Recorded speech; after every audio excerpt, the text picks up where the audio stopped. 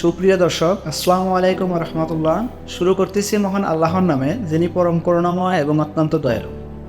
প্রতিদিনের মতো আজকেও একটা ব্যতিক্রমী এবং নতুন ভিডিও নিয়ে আপনাদের সাথে সাক্ষাৎ করতেছি ফেসবুক পেজ এবং ইউটিউব চ্যানেলের মাধ্যমে দ্য জান্নাতুল ফিরদাউস। প্রিয় বন্ধুরা, থাম্বনেল অথবা ক্যাপশন দেখে আপনারা সবাই বুঝছেন আর কি যে আজকের ভিডিওর মূল আলোচ্য বিষয়টা কি। আজকের ভিডিওর মূল আলোচ্য বিষয় হলো ক্ষমতা। যেহেতু আপনারা সবাই অবগত বা আমি নিজেও অবগত, কিছুদিন পূর্বেই ইউএসএ তথা ইউনাইটেড স্টেট অফ আমেরিকার যে প্রেসিডেন্ট কাউ বা নতুন করে প্রেসিডেন্ট নির্বাচিত হইল বা করছে জনসাধারণে।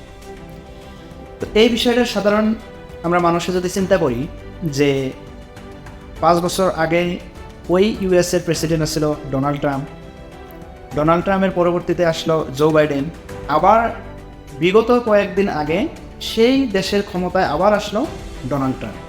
প্রিয় বন্ধুরা, এই যে ক্ষমতা, ওরা জাস্ট একটা দেশের ক্ষমতা ব্যবহার করতেছে বা ক্ষমতা প্রয়োগ করতেছে, কিন্তু প্যারালেলি যদি আমরা কোনো হিস্টোরি দেখি বা ইতিহাস যদি ঘাঁটি, ওই ইতিহাসের থেকে সাক্ষী পাওয়া যায়। বেসিক্যালি যদি আমরা ইসলামিক ইতিহাস দেখি, তার ভিতরে একটা অন্যতম একটা প্রমাণ আছে যে ফ্রাউন নামের যে কাফের ছিল, উনি বলে ওয়াজের শোনা মতে উনি বলে প্রায় 400 বছর রাজত্ব করছিল, কিন্তু পৃথিবী থেকে নিরুপায় হয়ে বিদায় নিছিল নীল নদীর পইরা।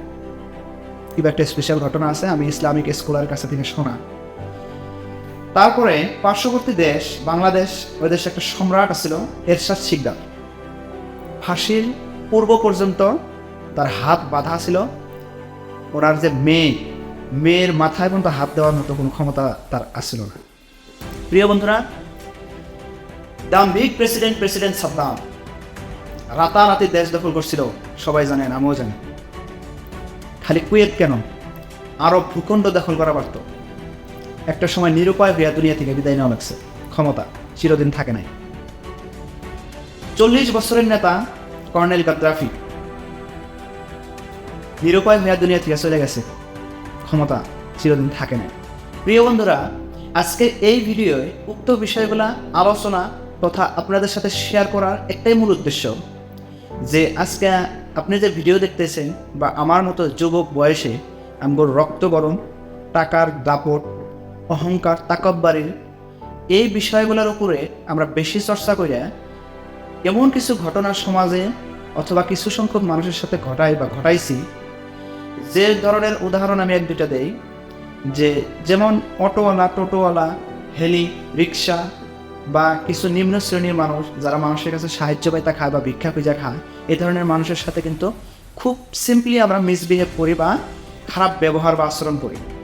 তে আমি ইসলামিক স্কলারের কাছে শোনা মতে বা ওয়াজের দ্বারা বা ভিডিওর মাধ্যমে শোনা মতে যে যদি কথার দ্বারাও হয় বা নিজের শারীরিক শক্তি বা কোনো ক্ষমতার দ্বারাও হয়, মানুষের যদি অত্যাচার করা হয়, তা যে অত্যাচারী হইল ওই মানুষটা একটা মাজলুম, আর মাজলুমের দোয়া বলে আল্লাহ তাআলা কোনোদিনও ফিরায় দেন। তো প্রিয় বন্ধুরা, আমি সহ আপনাদেরকে সবাইকে একটা বিষয় অবগত করাইয়া একটা অনুরোধ করতেছি যে অনাগত দিনে যতদিন এই পৃথিবীর আপনি আমি সবাই বসবাস করবো, যাতে একে অপরের সাথে মিলাপ্রীতিতে থাকা পারি, কোনো ধরনের হিংসা বিদ্বেষ যাতে না হয়, সবার সাথে সম্মান সহিত যাতে চলা পারি বা আপনিও চলবেন বলে আশা রাখছি। দেখা হচ্ছে পরবর্তী কোনো ভিডিওতে। এ পর্যন্ত সুস্থ থাকবেন, ভালো থাকবেন। আসসালামু আলাইকুম ওয়া রাহমাতুল্লাহি ওয়া বারাকাতুহু।